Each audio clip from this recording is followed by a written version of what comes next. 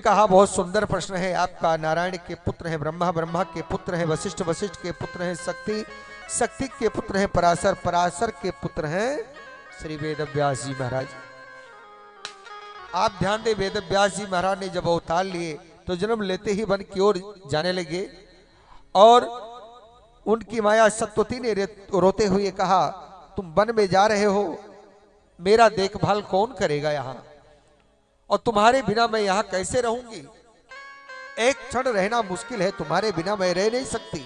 सत्यवती ने कहा, व्यास जी ने कहा, मां जब भी तुम स्मरण करोगी ये तुम्हारा बेटा तुम्हारा दास आपके सामने उपस्थित हो जाएगा, जब भी आप चिंतन करेंगी। चले गए। व्यास जी ने सोचा ऐसा सुंदर स्थान खोजूं जहां बैठ करके भजन में मन लगे। सुमरन ध्यान के लिए एकाग्र स्थल होना चाहिए ताकि इधर उधर की आवाज ना आए। पता चले हम ध्यान करने बैठे, उधर दुनिया भर का आवाज तो मन तुरंत वहीं पहुंच जाएगा। इसलिए एकाग्रता, इसलिए ब्रह्म मुहूर्त में उठने का बताया गया है। जो समाधिस्थ लोग हैं सुबह 4 बजे, 3 बजे, 2 बजे ध्यान सुमरन ध्यान भजन रात्रि में करते हैं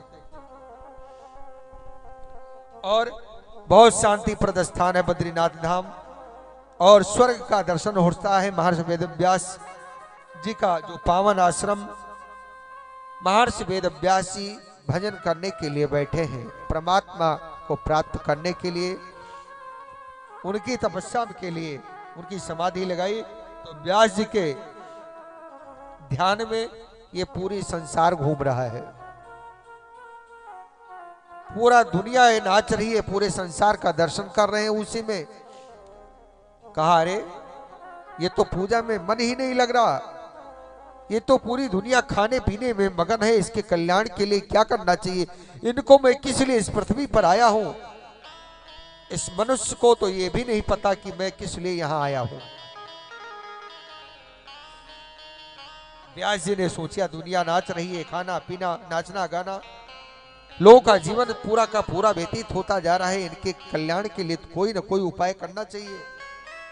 व्यास जी के मन में बड़ी चिंता हुई, ऐसे किसी ग्रंथ की रचना करूं जिससे संसार जीव का कल्याण हो।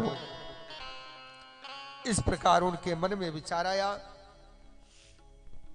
व्यास जी बोले, मैं क्या करूं, मेरी समझ में नहीं आता, बुढ़ापा तो आ गया, लेकिन बुढ़ापे में ये सब इतना बड़ा कार्य कैसे संभव हो सकता। लेकिन मन को यदि आप छोटा नहीं करेंगे, जैसे कोई व्यक्ति अभी डूब रहा हो ना, आप उससे आवाज बार निकल गया आवाज दे दीजिए, तो शायद उसकी हिम्मत बढ़ जाए, वो निकल आए। और डूब रहा है तो डूब ना भी रहा होगा, आपने उसका मनोबल डाउन कर दिया तो डूब ही जाएगा।